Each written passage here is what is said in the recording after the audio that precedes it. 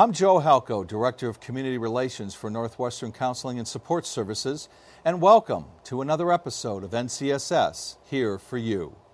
Each month in this program, we discuss a human services topic of interest, and we do that with staff from one of our three direct services divisions. Our three service divisions are Behavioral Health Services, Children, Youth, and Family Services, and Developmental Services. And, on occasion, we have a member of our administrative staff discuss topics that affect all of our services. This month's episode is titled, The Realities of Deaf Culture in a Hearing Society. The success of NCSS's Deaf and Hard of Hearing program has led to an increase in the deaf population locally. The program currently works with school systems, outpatient, and cross-divisionally at NCSS. Today, we'll discuss cultural differences, the use of interpreters, if American Sign Language is its own language, deaf etiquette, and more. To discuss the realities of deaf culture in hearing society in greater detail, I'm pleased to introduce this month's guests. Michelle Palmer, Administrative Assistant in the Developmental Services Division, Amanda Jura, Deaf Services Team Leader, and Lynette Reep, Interpreter. I'd like to welcome all of you to the program today. Now, to begin with, how does deaf culture differ from hearing culture? Okay. One thing that's different in deaf culture is the use of touch. Another is the use of eye contact. Also using the index finger to point. Sometimes in the non-deaf world, touch is considered impolite. Eye contact as well can be considered rude. And pointing at a person using the index finger is also sometimes considered impolite. Within the deaf community, all of these are strategies that are used for communication and are not considered impolite. So for instance, if I need to get someone's attention, if I were to say, Amanda, the way I would do that in ASL is to touch Amanda on her shoulder. Eye contact is also a very important part of communication in the deaf community. It's a way of making sure that we're on the same page, that we're communicating with each other.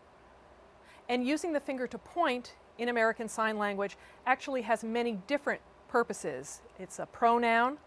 It indicates he, she, this, that, there. So it has several grammatical uses. It's used when giving directions to a particular locale. And sometimes people think it's impolite if they see a deaf person pointing or pointing at them, but it's actually an integral part of the language. The term hearing impaired is another example of something that's viewed differently by deaf and non-deaf people. The deaf community does not like the word hearing impaired because it has a strong medical or pathological flavor, whereas the deaf community refer to ourselves as deaf or as hard of hearing. Those are the preferred terms within the community, or late deafened for people who lose their hearing later in life. And how does learning differ in schools for the deaf versus mainstream schools?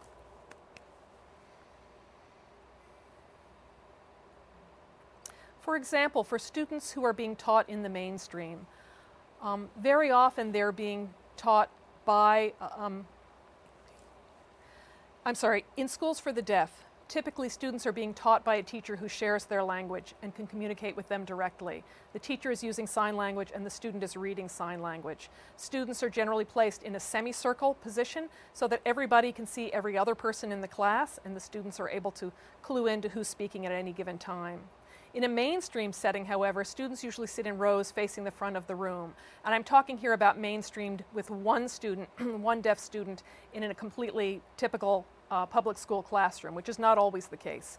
But if a student is the lone deaf student in a classroom, sometimes not only can't they see the other students, they may have their back turned, they may be facing off in a different direction to look at the interpreter, and they may not have the same visual access to the classroom that they would in a different environment.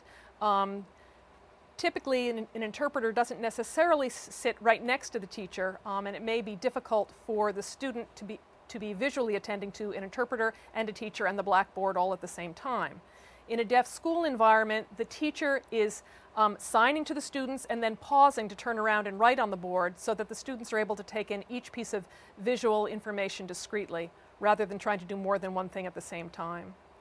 There are different norms in those environments as well in terms of ability to work with role models. Typically faculty and staff and dorm parents in deaf schools are themselves deaf or users of American Sign Language. In the mainstream setting, there may be somebody else who uses the language in the school. It may be only the interpreter. In certain settings in the mainstream, there are teachers who do use sign language directly with the students, but that's not always the case. Typically in a deaf classroom, in a deaf school, students are able to share commonalities and common experiences they have as deaf people in a world that's not always sensitive to deaf people's needs. Students in the mainstream may feel somewhat isolated as the lone person who has this very particular, distinct set of experiences that are different from the peers in that class. So it can be somewhat isolating. Again, I'm referring here to mainstream classes where the deaf student is the only child in the program who is deaf, as opposed to self-contained classrooms where there may be several deaf students being served. Amanda, would you like to add to that? One of our newer programs in DS is our Academy of Learning program, which is a school-type setting. And what we have done in that setting is we have a deaf classroom for the deaf clients, and we have staff teaching. So you have that deaf-to-deaf communication, which is the ideal way to learn. But we've also gotten lots of feedback from the hearing clients asking to learn sign language. So we're actually, every day starts off with a little sign language learning, either ABCs, 1, 2, 3s, those type things, whatever the students want to learn that day, so that the two classrooms are brought together. Certain presentations we may bring an interpreter in for that mainstream type feel, but we do utilize both types of programs at the Academy of Learning right now. Mm-hmm. Now, I know we talked a little bit about it earlier, but how the rules are different in communicating, such as with eye contact, getting one's attention, and the sight lines that are involved in communicating with the deaf community.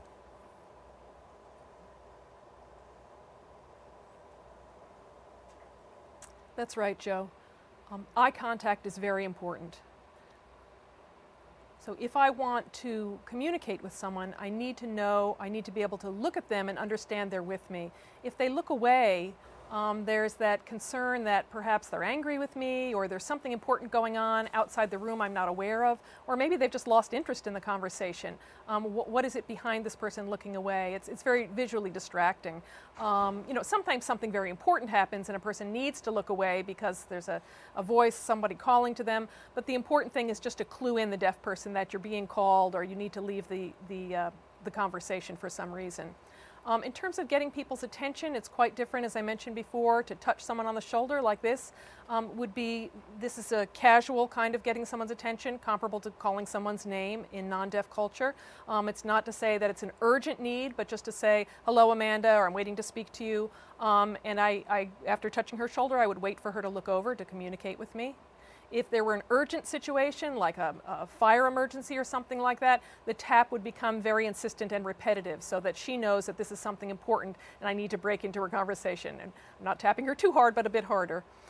If I'm communicating with a deaf-blind person, there are a few different methods that are effective. The one that I prefer is to touch the shoulder and leave my hand resting on the deaf-blind person's shoulder.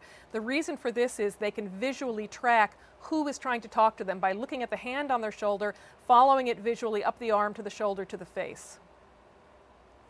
In addition, the issue of sight lines that you mentioned is important, Joe. Sometimes when you're sitting around a table with a group of people, someone leans in and it becomes difficult to maintain eye contact with the person just beyond. And you might put your hand very lightly on the front of the shoulder of the person in front of you who has leaned in, just to let them know they're blocking your sight line, and they'll sit back, and that's not considered impolite. I also think it's important to notice if you're going to interrupt two people talking in sign language to just say excuse me and to walk through. Some people will bend down and scrunch down, and obviously that's very distracting when it comes to a conversation.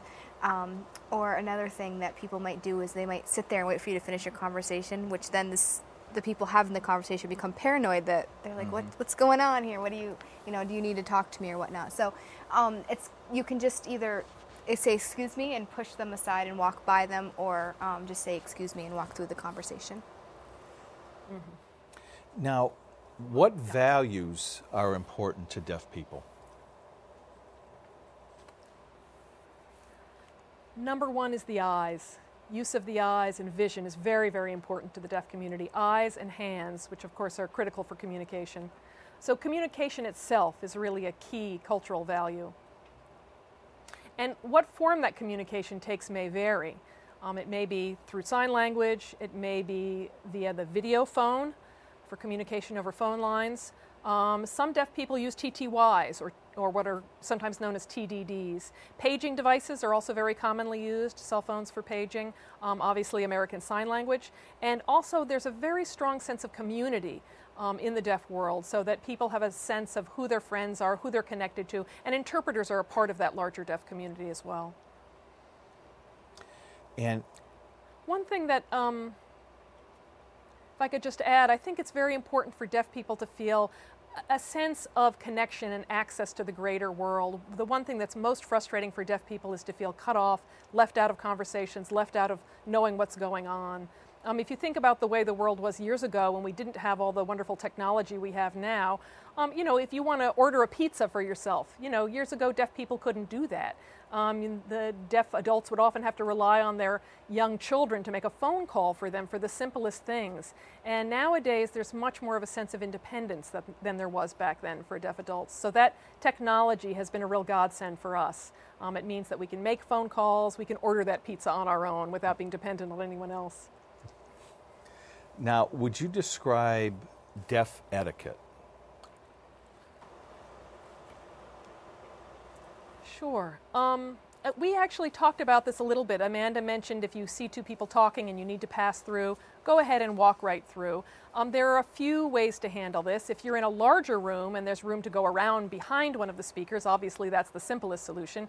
But if it's in a hallway or a narrow passage and you need to pass through the middle of the conversation, just walk on through. Don't slow down. Don't bend down or crouch. Just walk on through like you would normally. If you crouch down, ironically, it's much more distracting because, it's funny, people think it's less distracting, but in a visual sense, you can imagine seeing someone crouch down in front of you in the hallway. It looks a little peculiar, and it actually breaks into the conversation much more than it does if you just pass right on through at your normal walking pace. And if you need to, if there's really literally no room to get through, you can gently touch someone on the shoulder to ease your way through. Also, it's important to let deaf people know where you're going. If I'm in a conversation with someone and let's say I'm having a discussion with someone who's not deaf and they keep looking away in a particular direction and then they walk away while we're talking, I think, gosh, what did I say? Did I offend them? You know how we're social creatures as people, and we of course we want to know what's going on. Was it something I said, something I did? Because we may not be aware of something in the environment. So just clue someone in, just sign or gesture, oh, I have to go, my lunch is waiting for me downstairs, or whatever it is, just briefly. Or say, I'll be right back. Or I have to run, I'll talk to you later. Just keeping people in the loop is really critical. And it's also interesting that for someone who is not deaf but knows a little bit of sign language, let's say a signer, if I'm talking with this person and we're signing to each other and somebody else who perhaps knows a little bit of sign as well comes up and wants to start a conversation with this other person but says nothing to me and begins using their voice to communicate without any use of sign language, that's considered disrespectful in the deaf community. So the best way to resolve that kind of situation without anybody feeling offended is to sign, excuse me, and to say, I'm sorry, can I just take this person away from you a minute? I need to talk to them. Some deaf people can lip read pretty well, or you could jot down a few words on a note if you don't sign, and people will be very gracious about that and not have a problem with it. If you're standing, two people are talking and they're not signing in front of a deaf person, that also is considered rude. If possible, move off to a private space so you're not standing in front of someone using a language they don't have access to. Getting attention, the other person. Oh, getting attention. Yeah, thank you, Amanda. That's another issue. So if I'm sitting at my desk in my office, unfortunately I haven't set up a mirror above my desk yet to see who's coming in the door behind me. I'm facing the computer and I can't hear someone coming in the office behind me. And there are various ways I've noticed that people use to get my attention when they come in the office. Like somebody who wears high heels, when she comes across the floor, I usually can feel that. I can feel the pattern of high heels on the floor and I know who's coming and I can turn around. I have another person who flashes the light once to let me know that she's there. And both of those methods are perfectly fine with me. Other people sometimes will come up behind me and hit me on the shoulder, and I have no idea anybody's there behind me, so I find that one a little bit unnerving. I don't know, Amanda, if you had more examples of that? Pretty much covered. Yeah. Now, American Sign Language has been taught at NCSS for quite a while now. And I guess the question is American Sign Language actually considered a language? Yeah. Yes. Good question, Joe. Thank you for asking that. There's a lot of misconceptions out there about ASL. ASL is absolutely a language. Some people say, well, it's a language, but it's sort of a shorthand. You know, it's a shorter way of conveying the message. But actually, there's no shorthand involved at all.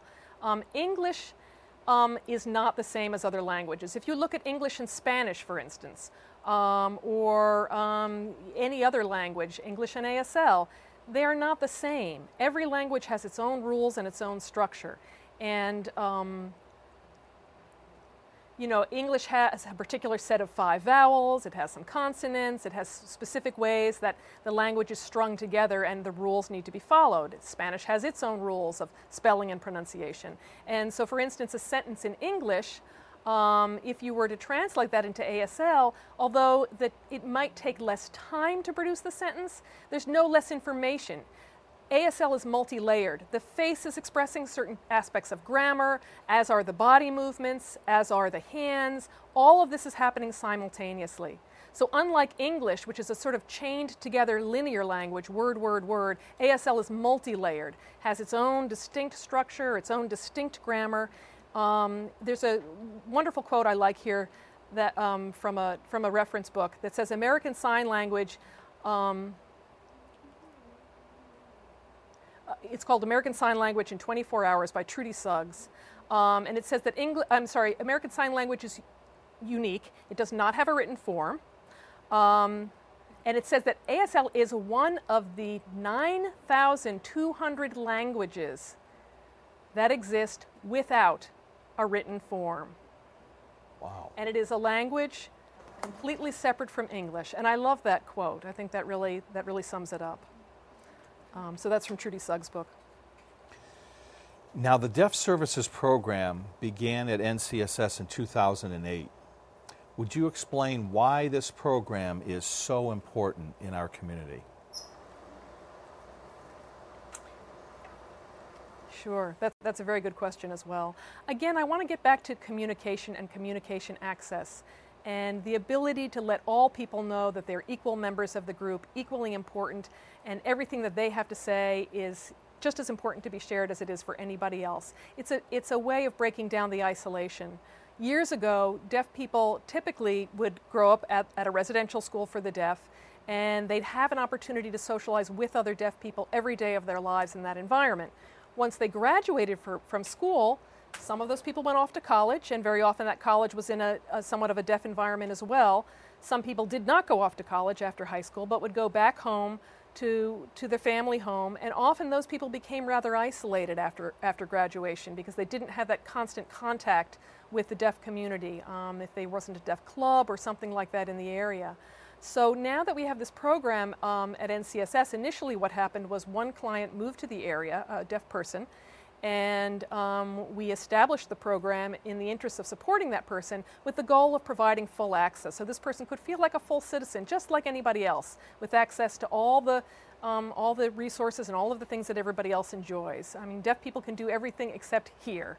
And so we wanted to make that true for this individual and to give them an opportunity to have other people to share that experience with. And very quickly, via word of mouth, the program grew and more people came to join the program because they found they had deaf peers there and that they could live a normal life in a social environment just like everybody else longs to do without becoming completely isolated.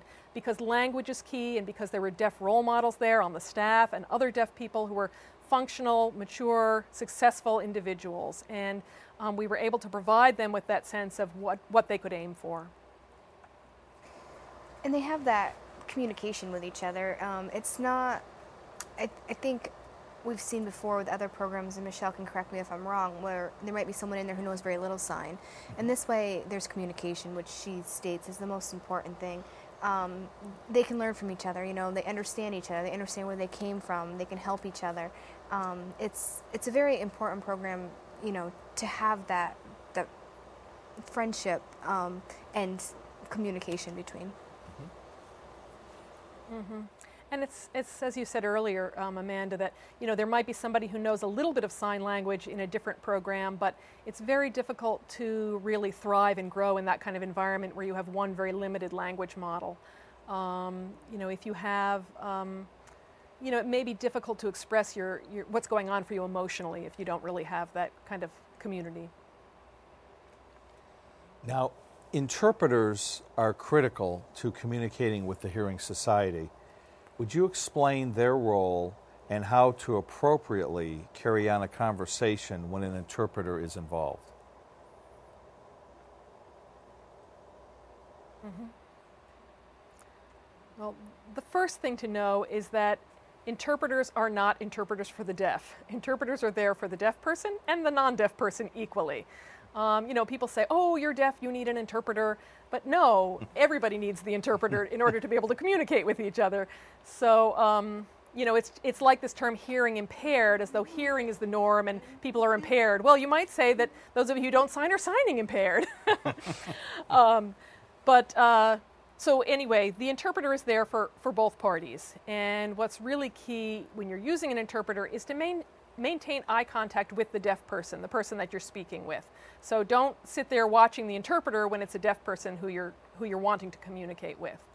So just like you would have a conversation with any other person, speak directly to the deaf person.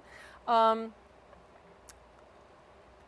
might want to take your time, but you don't have to slow down unnecessarily. If you speak at your normal pace, that will come through just fine. You don't have to exaggerate your mouth movements or speak more loudly or anything else. Just speak as you would to anybody else, and the interpreter can handle that. And trying to think, was there some other point we wanted to cover, Amanda, on that? Oh, I know what we wanted to say. Sometimes there might be a little bit of pausing, and here I'm referring to larger group meetings. You want to make sure that everybody has a chance to participate and to be a full participating member of the group discussion. And I know sometimes at meetings people tend to talk over each other, and I'm sure it affects everyone, not just the interpreter. It's difficult to hear two people talking at once. But for the sake of the interpreting process, it's helpful if people don't speak over each other. I've been at many meetings where someone will say, for the interpreter, let's not speak over each other. And many people will say, oh, thank you, because I was having a hard time following the conversation when everybody was speaking at once as well. So sometimes people who are not relying on the interpreter in that moment don't think to speak up, but it can be helpful to everybody. And it's hard for the interpreter to indicate who the speaker is if people are speaking over each other. It's important that people learn how to take turns so that it's clear to the deaf person who's speaking at any given time. I was at one particular conference, and they had a sort of a little quiz for the audience, and if you got the answer right, you could win a prize. So everybody was very attentive and listening, and the deaf folks knew the answer, but there's a slight time lag between the time that the deaf person would sign their answer and the time the interpreter could get it off her tongue.